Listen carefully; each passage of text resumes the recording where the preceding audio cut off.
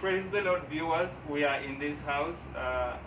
This is called Mama Mary Anyango. We were here previously talking about her story of blindness. This is a mama who has gone through a lot of things. As you can see her, she could not previously, she could not see, and we are just here to testify the works of the cross, that surely by the word of the mightiest prophets of the Lord, now Mama can see, and we are here to just check on her and see how she is faring on. We are so happy, we are so blessed that the Lord has really done something so good in this home. My name is Pastor Dr. Elishama, and I've been a medical practitioner for the last more than 8 years, going to 9 years. So I'm just here to put out to you outrightly that surely the Lord came in this house and visited in this house by the decree of the mightiest prophet of the Lord. And we are here to check on her, and we are here just to find out how this big miracle did to her life, and just to check on her and find out how she's faring on. We could see previously she could not see with her left eye, and now we are just here to confirm. I think Mama, you can just tell us your name. Unaweza tu kutuambia jina lako, alafu utuambie vile ulikuwa na sasa vile uko unaendelea vipi. Kwa majina naitwa Mary Anyango. Mimi ni mshiriki wa altar ya utawala, na nimeshukuru Mungu sana sababu sikuwa naona kwa macho yangu upande moja, upande wa kulia, right hand. Sasa kuanzia siku ile Mungu wa nabii alikuwa anahubiri akileta uponyaji, nilikuwa nasikia hiyo ubiri, na nikasikia kama Mungu anapona viwete watatu walitembea. Alafu ya ine ilikuwa vipofu wote wa macho yao wafungue waone.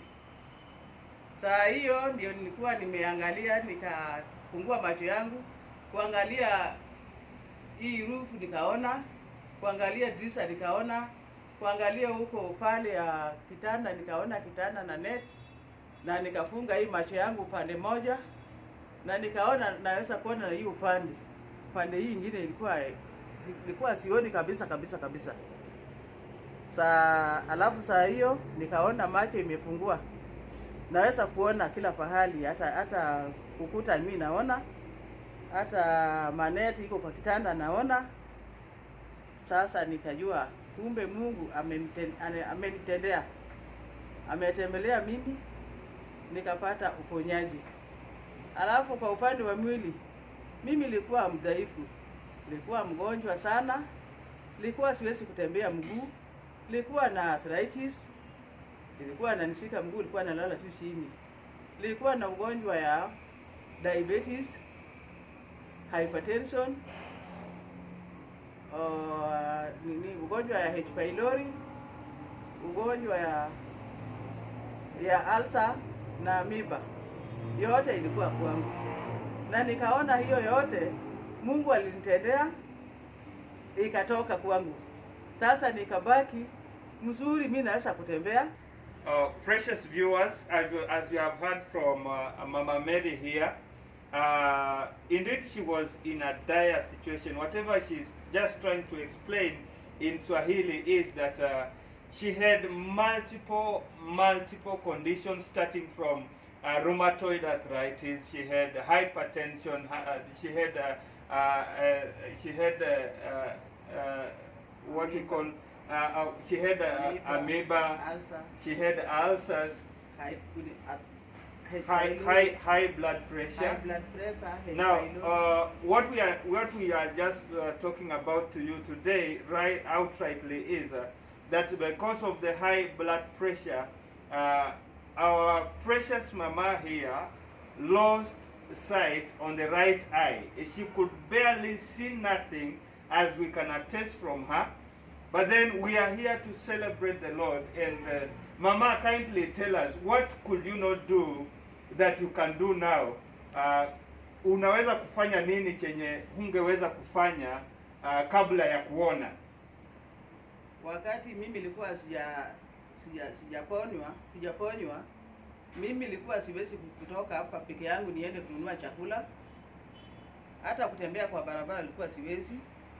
Lakini wakati Mungu nabii mkuu alitembelea mimi, nikaweza kuona, alafu sasa naweza kutoka niende kwa sokoni kununua mboga, kununua chakula, kutembea kwa barabara, kuenda hata hospitali peke yangu ilikuwa mimi siwezi enda. So Mama, unasema hata kutoka hapa kwenda kununua chakula, na nasikia tena mwanzo ulikuwa umetuambia ya kwamba hata kuenda kanisani ulikuwa unashikwa mkono. Kuna wakati hata umepotea ukitoka kanisani. Hebu tuelezee ilikuwaje? Just tell us kindly how it was when you came to church and you almost lost the way back home.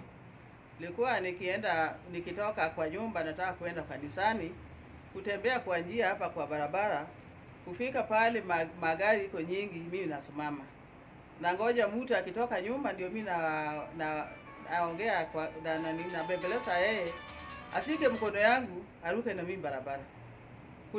Kuruka na mimi barabara kufika kwa kanisa. Sasa nikisaomba kurudi napotea njia, sijui pale nilitoka. Sasa kufika kwa barabara mimi sijui njia ya kuenda kwa nyumba. Sasa mimi nakaa huko, lazima nipate mtu ile natoka kwa ploti yetu hapa. Ndio tena akipata mimi pale mimi nasimama, anauliza mimi, mama, so unaenda wapi? Mimi nasema nilikuwa nataka kwenda kwa nyumba, nimetoka kanisani. Alafu sasa huyu anashika mkono yangu analeta mimi kwa nyumba. Sasa nilikuwa na wakati ngumu sana. Na nikishaingia kwa nyumba siwezi kutoka kwa nyumba niende tena mahali nyingine, hapana. Well, viewers, as you can see, our Mama Mary here was in a very desperate situation, and by then she was alone. The way she's trying to explain, only by the mercies of our well-wisher that she could find her way back home, and her life was actually totally dependent on either her daughter or maybe her children, or rather if they are not around, only a well-wisher could do that.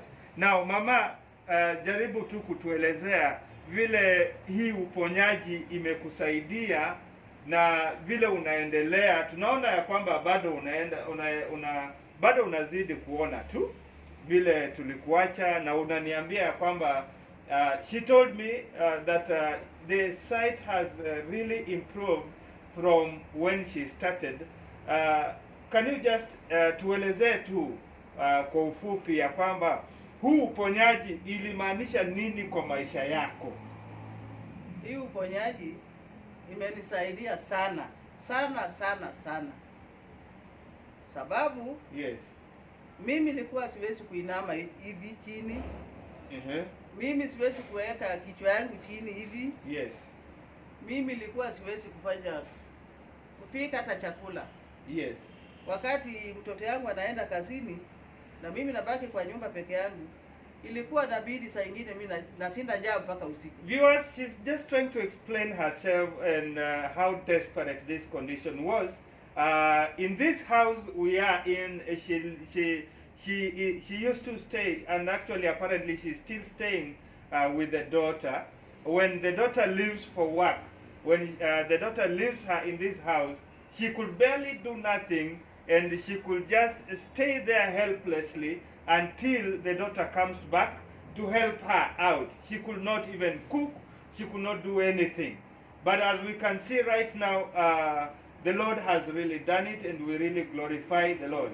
Now Mama, tuongelee tu kuhusu jicho lako hilo moja vile halikukuwa linaona. Unaweza kutuelezea tu ni changamoto zipi ambazo unasema ya kwamba hakika kama Mungu hangekuondolea huo upofu, if the Lord would not have healed you, ingekuwa ni shida kubwa sana. It would have been a big problem and a burden to even your daughters. Hiyo kwa upande wa macho yangu naweza kupigia Mungu asante sana. Asante Mungu ana bibi wakuu wawili wa kutisha. Kama angekuwa Mungu, she is saying, if it were not for the Lord of the mightiest prophets of the Lord, singekuwa na nafasi ya kupona, sababu nimetembea hospitali nyingi na nimetembea kila pahali nipate uponyaji wa macho. She says she's been all over hospitals and looking for the correction, maybe the eye surgery for the correction of what we call retinopathy. This is actually caused by the high blood pressure, the shift of the blood pressure that caused her right eye not to see. She actually went blind, and she could not find any help. Hangepata usaidizi wowote. So she is just trying to explain that she was so desperate and could not find any help. Sababu nimeenda Kikuyu mara 3. She's been to Kikuyu Hospital 3 times. Nikaenda Lions pia karibu mara 4. She's been to Lions Hospital 4 times. Na sikupata uponyaji. All those visits in the hospital, there was no hope for her to see with that right eye. Sasa nikarudi kwa nyumba. She came back to the house. Wakaniambia ati hiyo diabetes kama bado inaendelea, macho haitakuwa naona. She was told that so long as she still has that condition, diabetic, she could not see. She could not see at all, and that is what the doctors had declared her.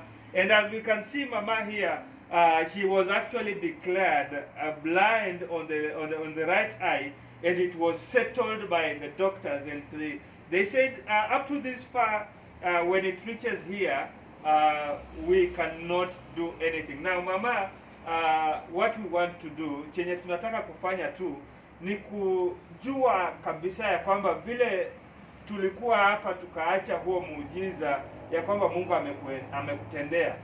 While we were here, when we were testifying about the works of the cross the previous time, tunataka tu kujua tena ya kwamba hakika hilo jicho lenye lilikuwa halioni, the same eye that we could not see, sasa, and now that eye can see. We just want to demonstrate, Mama, and we just want to know that exactly you can now see.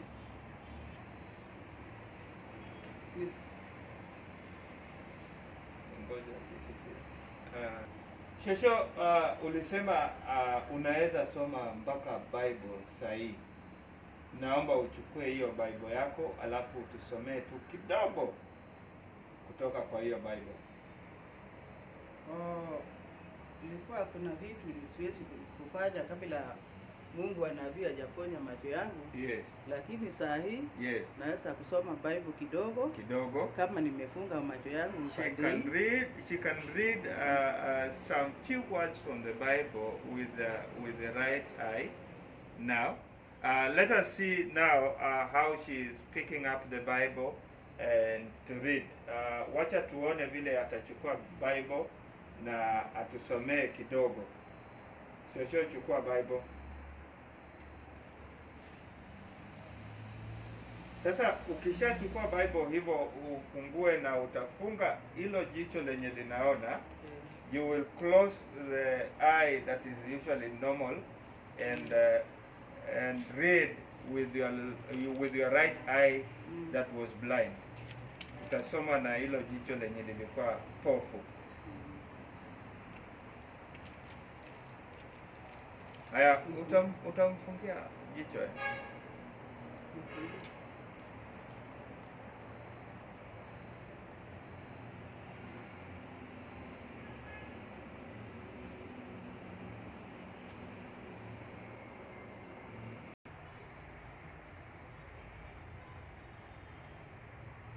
dak e tipo mar Nyasaye manyalo gik moko duto.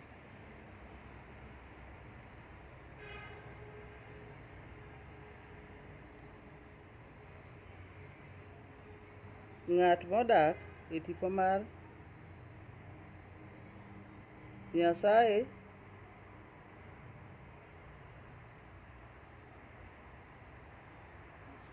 nyalo wacho ni Nyasaye niya,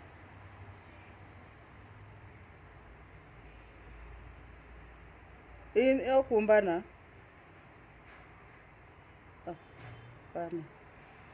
in e kar dakna, ok anin maler.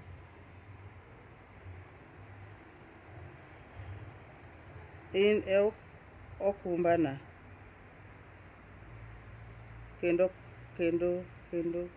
kar dakna. Kendo kane maler aket kanyo.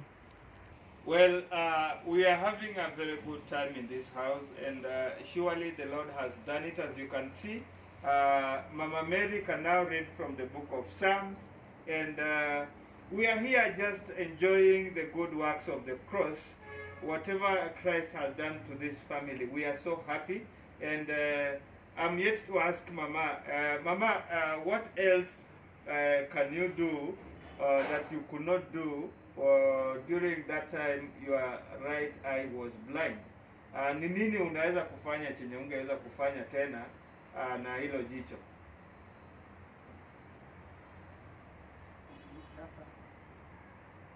And Mama, she's just trying to demonstrate to us that she can now also write. Apart from just reading, she can now try to write, and we are so happy. Mama, can you tell us what you are doing there? Mimi nataka kuandika jina yangu. She's saying she wants to write her name. Naanzia, hebu funga mzuri wewe.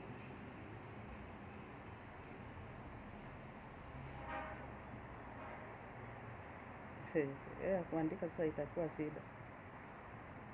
Mimi naona kweli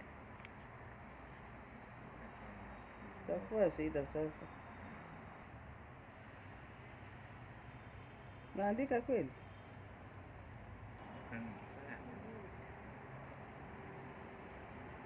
Wonderful. Na macho ioni vizuri sasa. Kwa nini? Well, viewers, back to you, and we are here also now.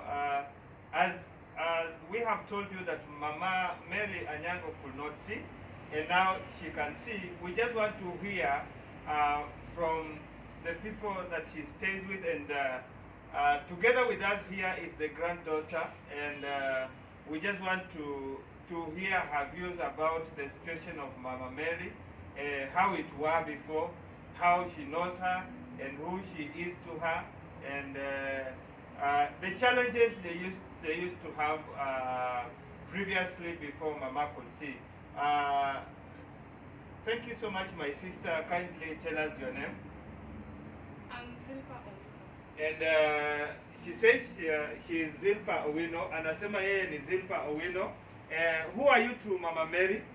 I'm the granddaughter to Mama Mary. She says she's the granddaughter to Mama Mary. Anasema yeye ni mjukuu wake. Now, Zilpa, Yes. Kindly tell us about Mama Mary, your show, about the previous situation and now the way you can find her here.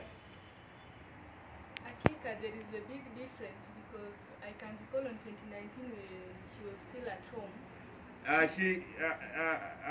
Anasema ya kwamba anakumbuka vizuri ya kwamba wakati alikuwa nyumbani mwaka 2019, wakati bado alikuwa nyumbani.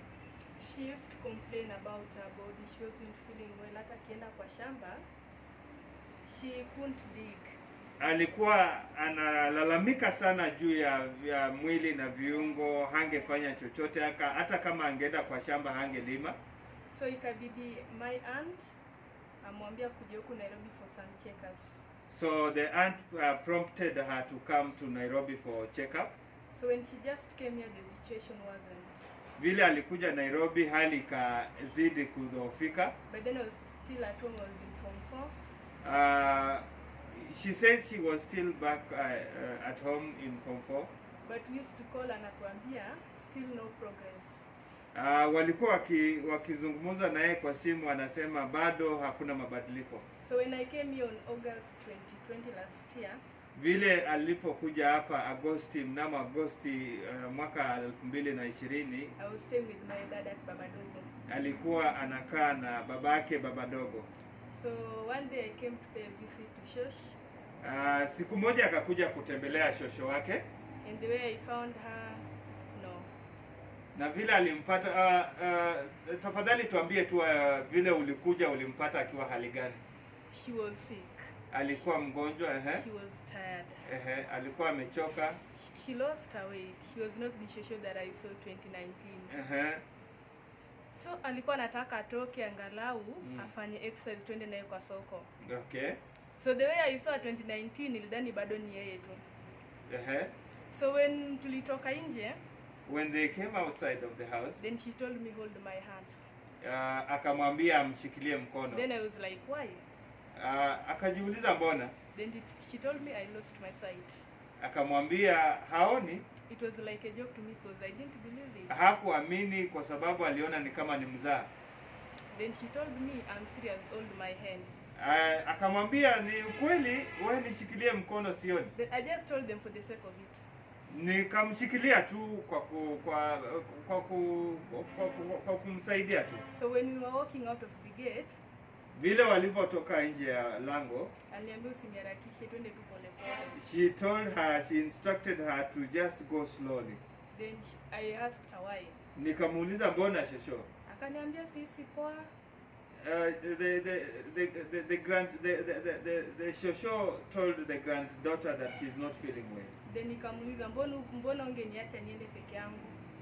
Then I asked her, why wouldn't you have left me to go alone? Then she says, akasema, daktari unataka nifanye angalo exercise kidogo.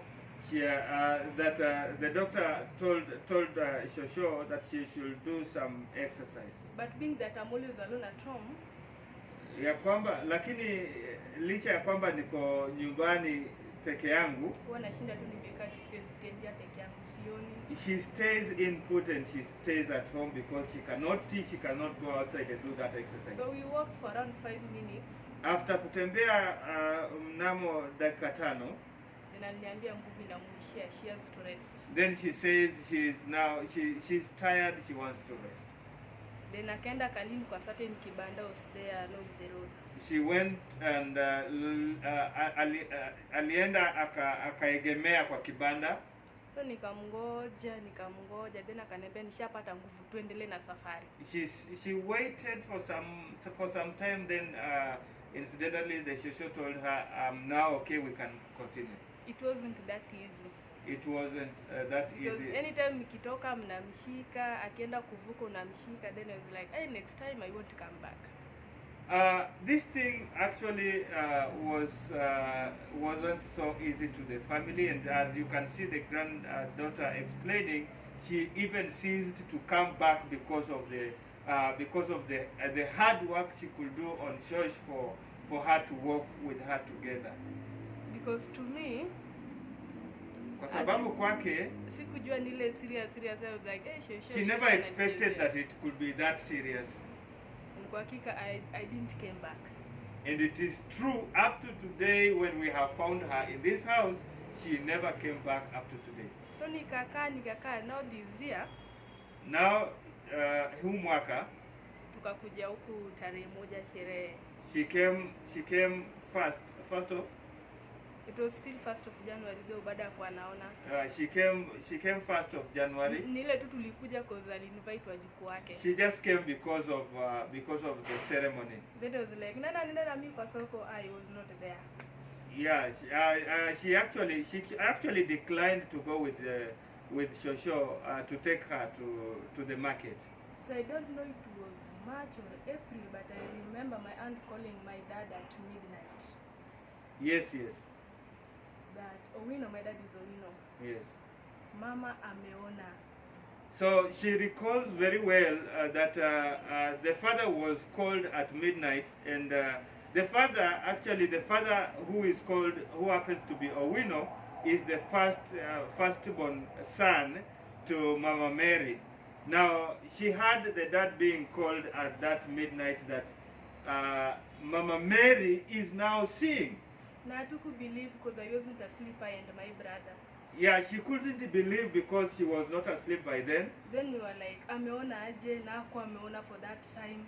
Then she was like, how? What happened? And she hadn't seen for all that time. Then dad just said, auntie yake amesema ameona, he was following a midnight kesha. And then the dad just explained vaguely that Mama Mary was following a midnight kesha, and she was tuned in to Jesus' Lord radio, and the prayers that were made by the mightiest prophet of the Lord had made her to see. So by then, sikuamini. By then, the daughter could not believe. Sasa even dad came here akapata hakika ameona, but to me, I didn't believe it. Even after the dad came to confirm that indeed she can see, she could not even believe also. So it was last month on 11th. So 11th last month, I came. akakuja. Nikamwambia ni aje sasa leo tunaenda na wewe kwa soko. And then she just tried it out and said, now this time round, church, we are going to the market together. Then we were walking. They were walking, and then wakaanza kutembea. Nangangana kumshika gari simgonga naambia achana na mimi. Nangangana kumshika, then she was like, leave me alone, I can see now. Yes, I can see it.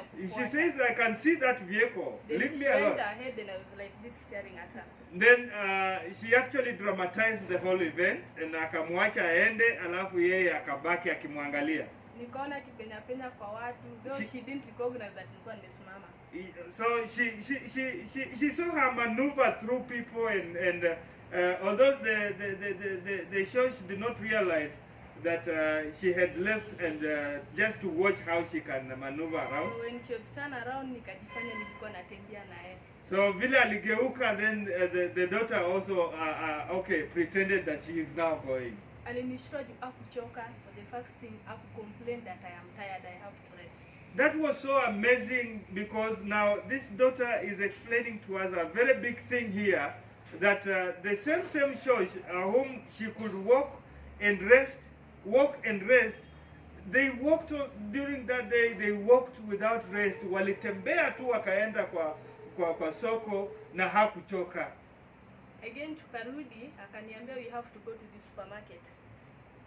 After coming back, then she again incidentally informs the granddaughter that we have to go to another supermarket. Then I was like, me, I'm tired. Ukitaka kwenda wewe. Incidentally, the granddaughter actually got tired when Mama Mary was still willing and still energetic and strong to walk around. Akaniambia, she told her, mimi niliponya, wewe kama hutaki kwenda mimi naona. That as for me, I am healed. I was healed and I am healed. If you don't want to walk, I'm gonna walk. Then nikamuuliza, haujachoka? Juu tumetoka huko mbali tena kwenda huko. Hakika mimi nimechoka. So the granddaughter had to ask Mama Mary that aren't you tired? We've come from all the way, and as for me, I feel I'm tired. What about you? Akaniambia mimi sijachoka. Nikaona akaanza kutembea, so ikabidi nimemfuata. So she actually insisted that she is not tired, and for that matter, she just left the granddaughter. So the granddaughter had to catch up with her and just let it go. Mimi nilikuwa namfuata tu nyuma. Then she was just walking hadi tukafika kwa supermarket. The granddaughter insisted and remained watching her from the back as she could walk her way to the supermarket. Tena tukarudi akaketi hapo kwa kiti, complained that she is tired. Then after they came, she sat on this seat. She never complained anything about tiredness. Again on Saturday akajiandaa akaniambia mimi naenda church.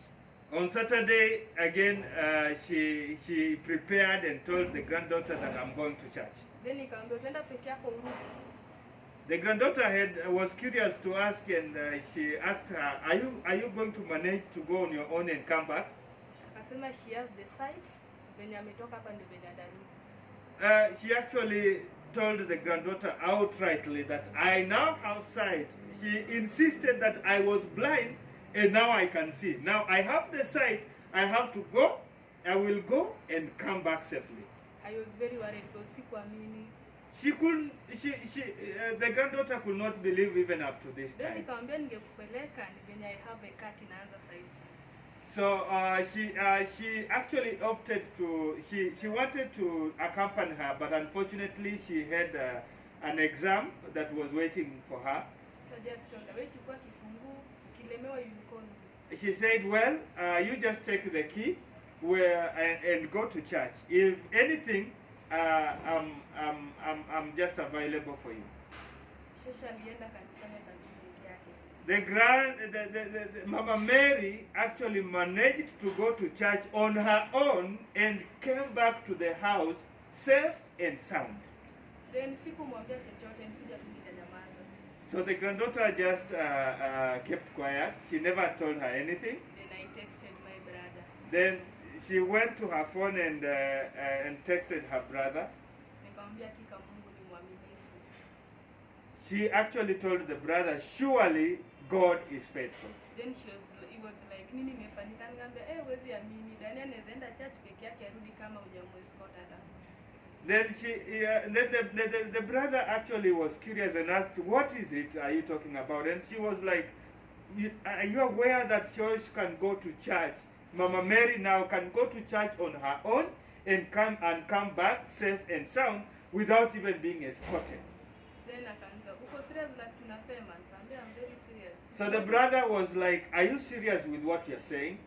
Nikamwambia, I'm very very serious. Hata nikiwa kwa nyumba, I'm not worried. Nikifeel like kwenda nje, mimi sina shida. She says she actually says that she was very serious about it, and she is now not very worried about it, about staying with the grandmother, because she is now very okay. She can see on her own, she can do things on her own. Now the granddaughter is very comfortable here. Akaniambia, no wonder umekaa huko 2 weeks without kukumbuka kuja huko. The brother was like, no wonder you have stayed here, you have stayed there for that long without coming back. Then nikamwambia, She told him that the God we are serving is a merciful God. that the God, akamwambia ya kwamba Mungu tunayemtumikia ni Mungu wa rehema. Now, Mama, what can you really say unto the Lord? What can you say that the Lord has done to your life? Unaweza kusema nini kwa Mungu? Kwa upande wangu, kwa mimi, On her side, naweza kupigia Mungu asanti. she is so thankful and thankful and thankful Mungu wa nabii mkuu. to the Lord of the mightiest prophet. Kama angekuwa Mungu, If it were not for the Lord of the mightiest prophet, mimi ningekuwa mbali. she could be very bad. She could be in a bad state. Sijui ningekuwa wapi. She imagines, she even doesn't know where she could be. Sababu hata hati yangu ilikuwa daktari alipata kama imekuwa kubwa. Because even she had the doctors had also discovered that she had an enlarged heart, what we call cardiomegaly. Sasa Now, saa hii right now, sisikii pale yote she ikiuma. feels no pain. Sijaona maneno yoyote kwangu. She has no health issues right now. Mimi niko na furaha. She is so happy. Napigia Mungu asanti. She is so thankful unto the Napigia Lord. Mungu asanti. She is so thankful. Bila nimepona, The way she is healed, nitakutumikia Mungu. she will serve the Lord. Nitafanya kazi kwa nyumba ya Mungu She will do the work of the Lord bila kuacha. in his house without Kama bado ceasing. niko kwa hii dunia, So long as she is still on this earth, nitafanyia Mungu she kazi. says she will serve the Lord. Mungu anipatie tu nguvu. May the Lord give her the strength. Sasa kitu bado inabakia kidogo ni mguu. So she is also praying that she also has an issue with the leg. Mguu hii ndio inaniuma. Kuanzia hapa. Yes.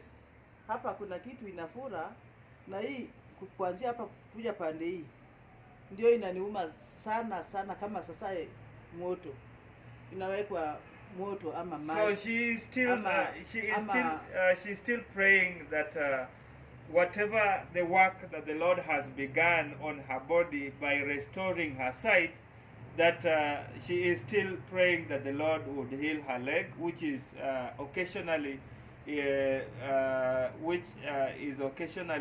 in a lot of pain, starting from where she has explained, and she's still trusting that the Lord who started the good work will finish. Now,